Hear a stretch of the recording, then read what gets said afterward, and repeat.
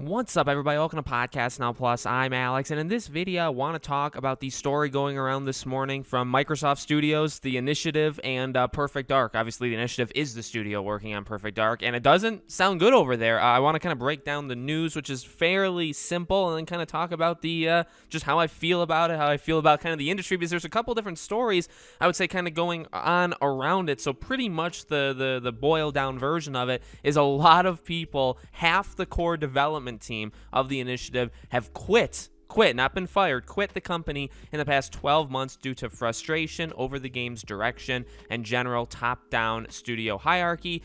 They also claim that the participation of Crystal Dynamics in the development, remember they brought them on, might have triggered a soft reboot and pushed it further beyond when it was supposed to release, which maybe was supposed to be next year. The Initiative's management, on the other hand, is confident in the current team. And I believe they say in this article that many of the positions were like senior higher up people. 2 senior writers, the project's technical director, tech art director, lead gameplay engineer, lead animator, QA lead, and more. The Initiative has less than 50 people working there now, has 3 roles advertised on its website, and it's suggested, or analysis has suggested, it's hired around 12 people, only 12 people in the last 12 months. So, and this is really, and you're seeing this, I've seen a lot of different people on Twitter talk about this. This is a problem that we're really, if you pay attention and you kind of like look on job pages, right, for all these different studios, you can see it. You can really see it. Now, I'm not saying like you're lazy if you're not looking for it. You have to kind of be in that world. But if you do go looking, is basically what I'm saying. If you do go looking,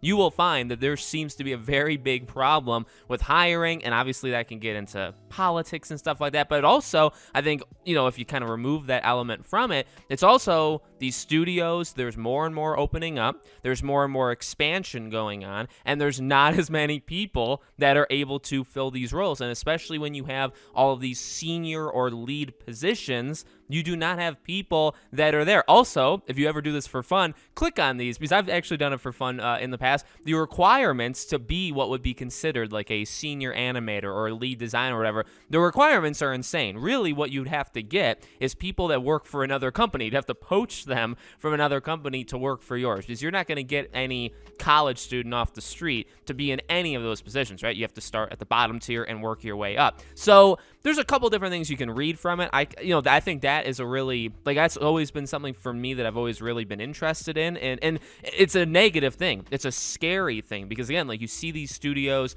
that have a lot of positions. I remember seeing things, you probably still can see it, Sony Bend or Bend Studios, right, makers of Days Gone, they posted a thing once where they had like 45 job posts. Naughty Dog does it, right? And I know those are 2 Sony ones, but there's so many positions available, and we've heard this not just from the Initiative, but other studios as well. They're not filling them.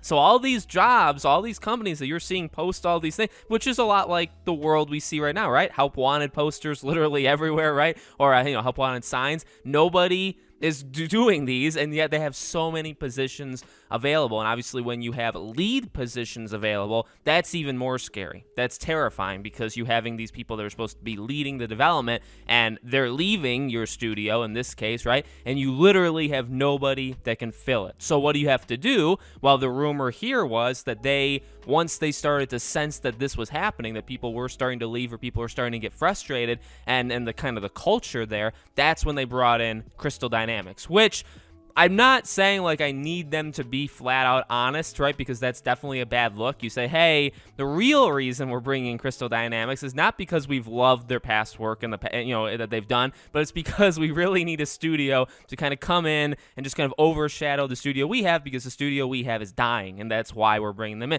Now, okay, there's a little bit of an exaggeration there, and that's, it's not exactly it. And again, saying that out loud, if you're Phil Spencer, does not sound very good, by the way, right? So I can see why you keep that kind of quiet, but no, it sucks. I mean, from a development point of view, or from like Perfect Dark, it sucks. I mean, I can't imagine the game comes out next year, right? Although they basically now do have a studio much bigger than the Initiative to take over for Perfect Dark. It's like, well, it's actually what the article said. You had to soft reboot it, so you're starting from scratch again. So there's no way, in my opinion, that it comes out next year. Also, it's going to probably have a different kind of direction than it would have had, because you're having a completely new leadership team. Also, And again, like, again, I actually find it more fascinating the things I've already talked about. The first 5 minutes of the video, those are the more fascinating things. But if you do want to get into like a critical analysis of Phil Spencer or how they manage Microsoft Studios, right? One of the arguments that's always been made about Microsoft, especially I guess recently,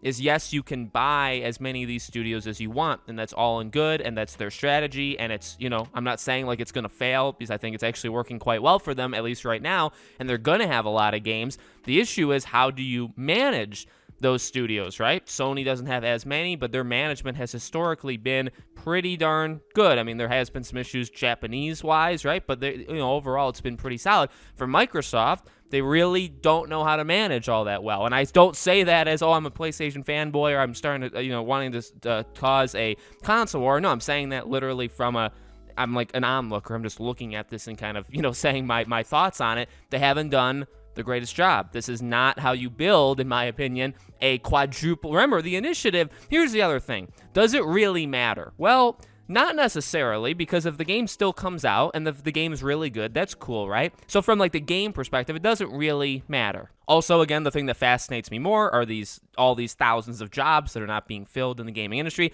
That's more interesting to me. So you're always going to have that problem. That problem is not the initiative's problem alone. That problem is not going to go away when Perfect Dark comes out, right? So that's another thing. But also, if this is how you're going to build what you kind of like gloat as your first, like, this is like this gigantic company, this quadruple A. Remember, that was like the thing they were running with it. Like, this studio is going to be bigger and better than that's not necessarily said. It's more implied, because you're saying it's literally a quadruple A studio, which quadruple A is only being used for like 5 to 10 games right now, right? Whereas the vast majority are either triple A or they're indie or even, maybe somewhere in between. So when you say that, firstly, 50 people doesn't scream, or even like 70, 80 people does not scream, quadruple A. And secondly, when you only have 50, you don't have half of the leads of the studio. That's not, so, again, if you want to take the more critical role, that's not how you manage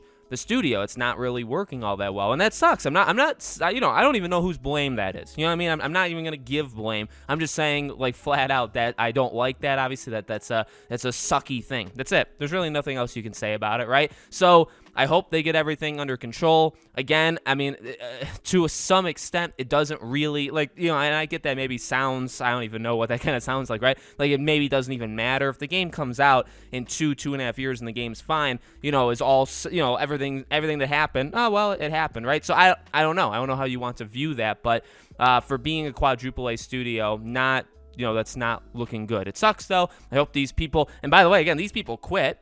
So it's not like they got fired, so that's definitely good. You could argue, too, it's like how they treated. Obviously, that was a part of the story. Most of the story just focused on kind of the logistics of it, that like here's the people that left. Whereas, I think one of those headlines, it did say, because it's like a top-down thing, so everything has to rise or everything falls down from the top. We're not going to get too far into that, at least right now, but that's how I feel about the situation. So let me know what you guys think in the comments below. Make sure, as always, you guys are subscribed to the channel. Hit the bell icon so you guys know when all these videos go up, and I hope to see you all on tomorrow's video.